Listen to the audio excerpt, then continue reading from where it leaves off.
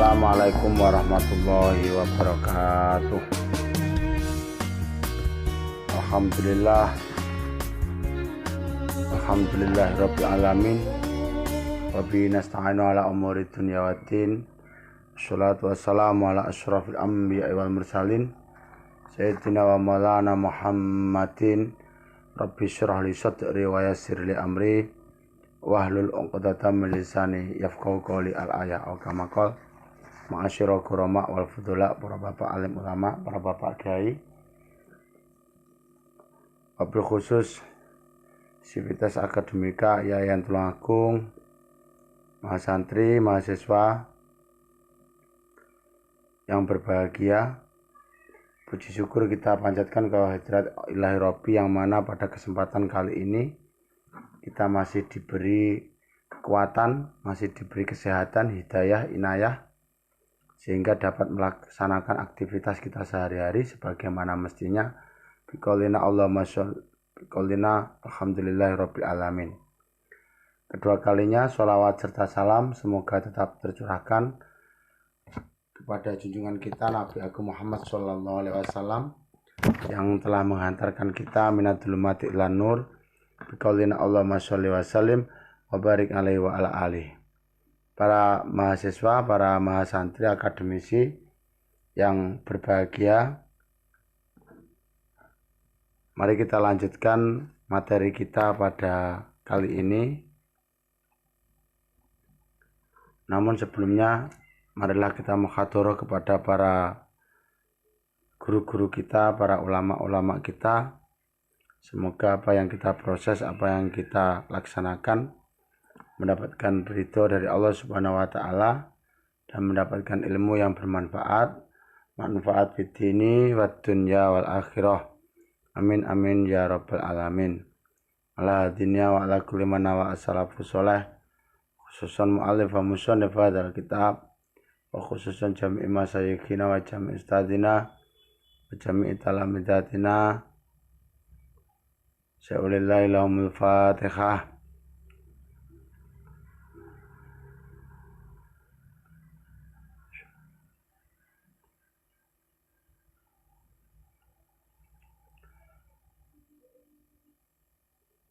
Para mahasiswa, para mahasantri, akademisi yang berbahagia,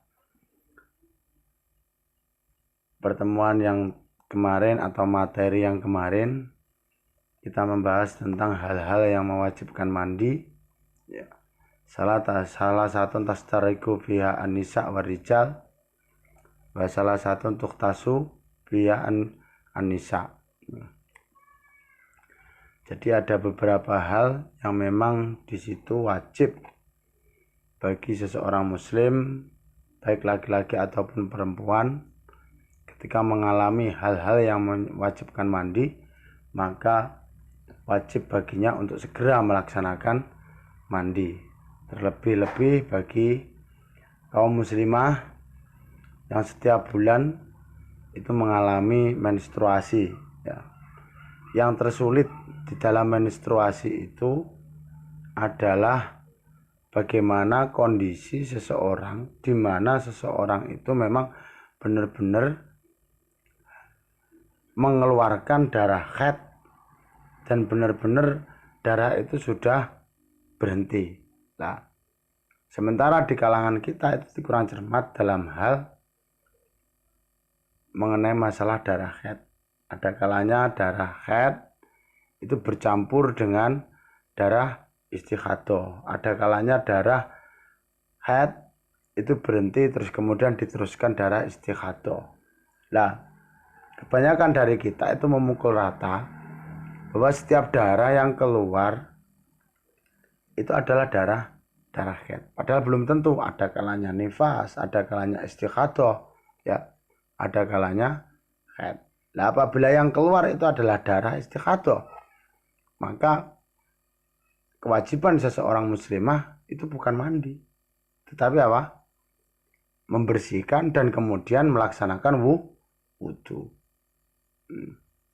Kalau kemarin itu sesuatu yang keluar dari zakar, esteh, itu juga mewajibkan wudu ya, dibasuh terus kemudian wudu. Nah, kalau yang keluar dari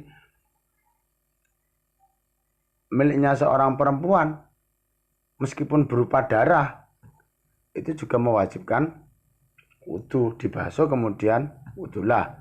Hal-hal yang perlu diperhatikan untuk kalangan kaum muslimah, kalangan perempuan, terutama mahasiswa semuanya, itu adalah apabila darah yang keluar itu adalah istihadah, maka baginya wajib membersihkan dan kemudian wudu, tidak wajib mandi. Nah, ini yang perlu dicermati untuk saudara-saudara sekalian. Monggo pada kesempatan kali ini kita membahas tentang mandi yang disunahkan. Qala al-mu'allifu rahimahullah ta'ala wa nafa'ana bi ulumihi fid dharain amin. Faslun utawi iki kono fasal suci wal iktisalatu utawi pira-pira adus al-masnunatu kang den sunahake iku sab'ata asyara ana 17. Mandi yang disunahkan itu ada 17. Apane guslan aduse. Gusul Jum'ati suci adus Jumat. Wal idaini lan riyaya loro. Wal istisqa lan adus krana arepe salat istisqa ya. Yang pertama adalah mandi Jumat ya. Apakah mandi Jumat ini juga disunahkan bagi seorang wanita? Jadi kesunahan ini tidak hanya untuk seorang laki-laki, tetapi seorang perempuan pun meskipun tidak melaksanakan sholat Jumat itu juga mendapatkan kesunahan ketika ini mandi. Wal khusufulan adus krono graono rembulan wal khusufulan adus krono graono srengenge. Wal khusululan adus min gusul mayit ya, saking adusi mayit.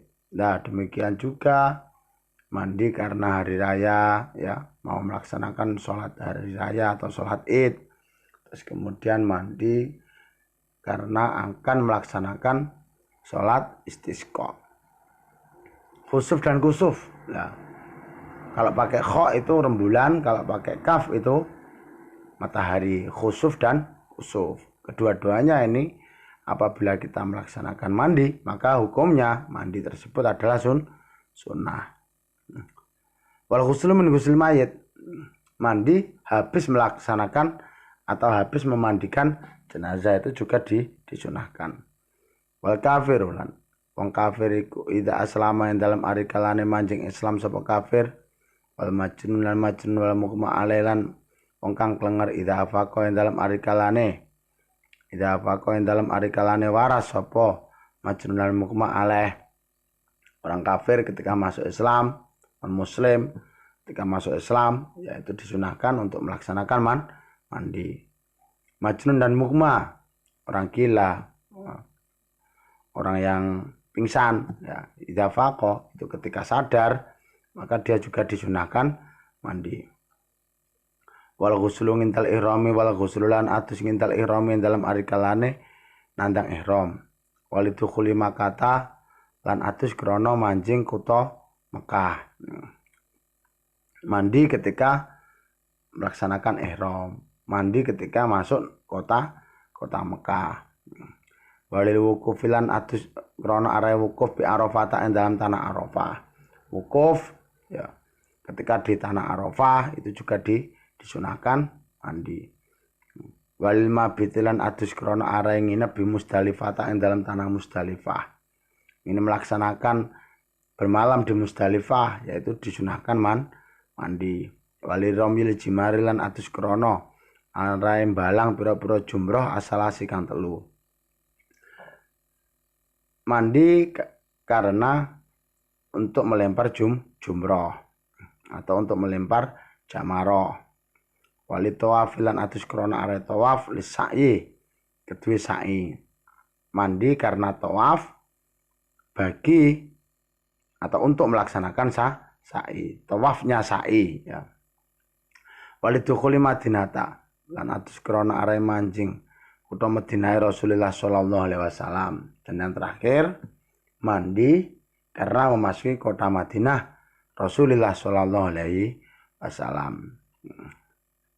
Terkait dengan mandi, hal-hal yang mewajibkan mandi, ya, kita akan bahas pertajam pada bab dima atau bab dam, ya, bab darah, ya, darah-darah yang keluar dari vaginanya orang perempuan itu ada apa saja, jenisnya bagaimana, ya, kita nanti bahas di sana. Faslun utawi iki iku ana fasol suci. Wal mashu utawi ngusap ngalal khuffaini ing atase muzah loro iku jaizun wenang. Wenang bisalah sati syara itu kelawan telu pira-pira syarat.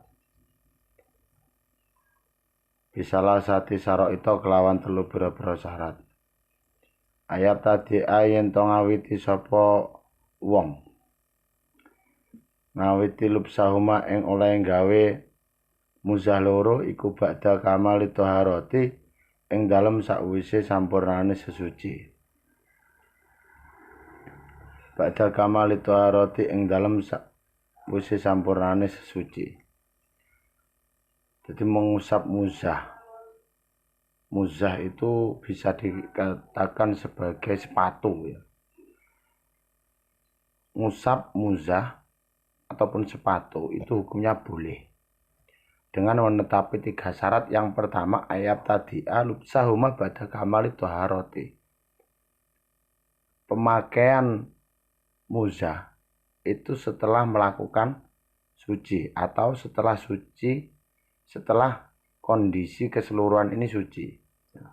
Setelah melakukan toharoh baru kemudian menggunakan muzah. Wa ayakuna lan yen ana apa si muzah loro iku satira ini nutupi karone.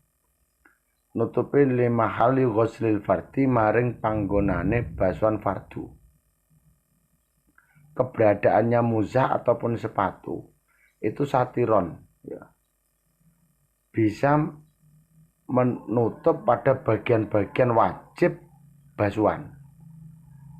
Jadi misalkan basuhan wajib ketika melakukan wudhu pada kaki itu kan berada di atas mata kaki, maka keberadaan dari muzah ataupun sepatu itu juga berada di atas mata kaki. Jadi tidak diperkenankan ketika misalkan menggunakan sepatu-sepatu, misalkan sepatu pantopel, ya, apalagi sepatu yang semi, yang depannya sepatu, belakangnya sandal. Nah, ini juga tidak diperbolehkan, ya, tidak diperbolehkan. Jadi keberadaannya muzah ataupun sepatu itu satiro ini.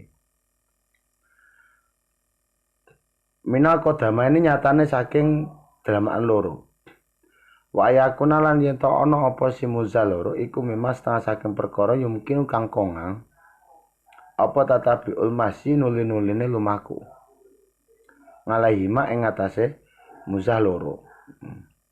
Keberadaannya muzah itu bisa dipakai untuk perjalanan terus menerus. Nah, jadi apabila tidak memungkinkan si muzah ataupun sepatu tersebut digunakan untuk perjalanan yang terus menerus, maka ini tidak diperbolehkan untuk digunakan sebagai alat pengganti daripada basuhan fardu. Wayam sakulan ngusapo sopal mukimu wong kang mukim yauman ing dalam sedina walai latan lan sewengi.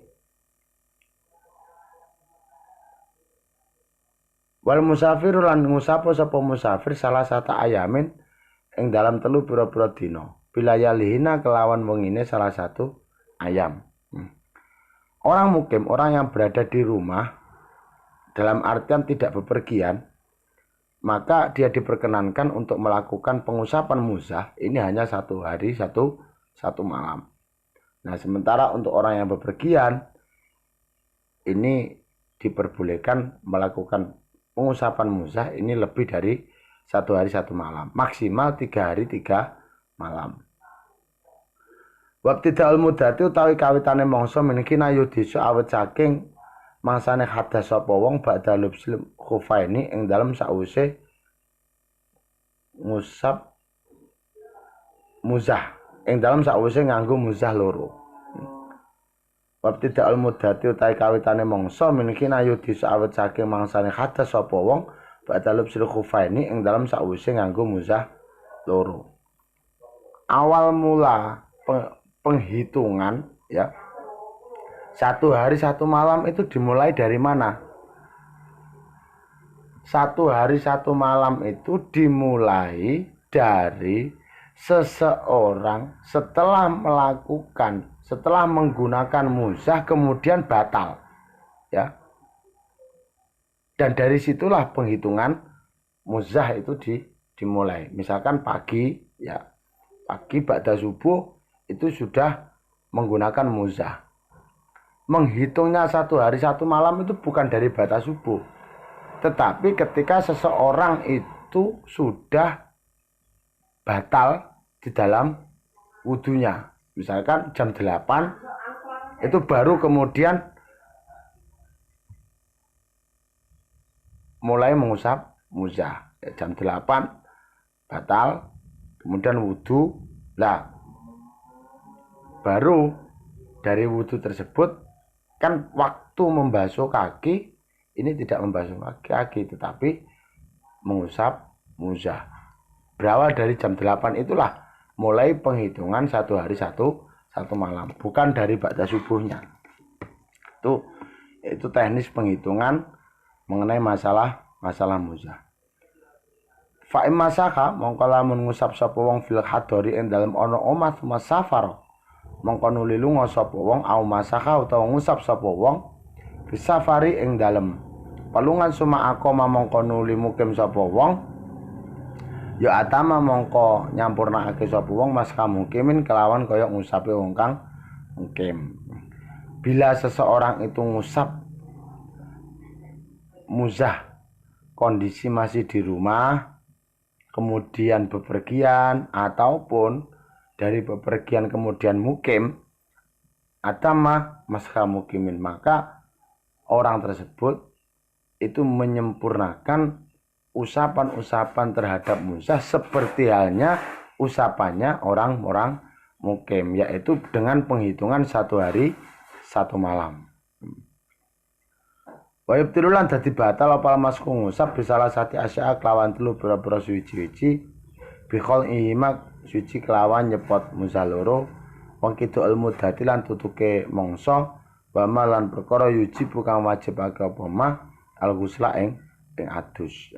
Ngusap muzah ini bisa batal dengan 3 perkara. 1, melepas, kemudian sampainya waktu yang telah ditentukan, dan yang terakhir adalah datangnya perkara-perkara yang mewajibkan mandi.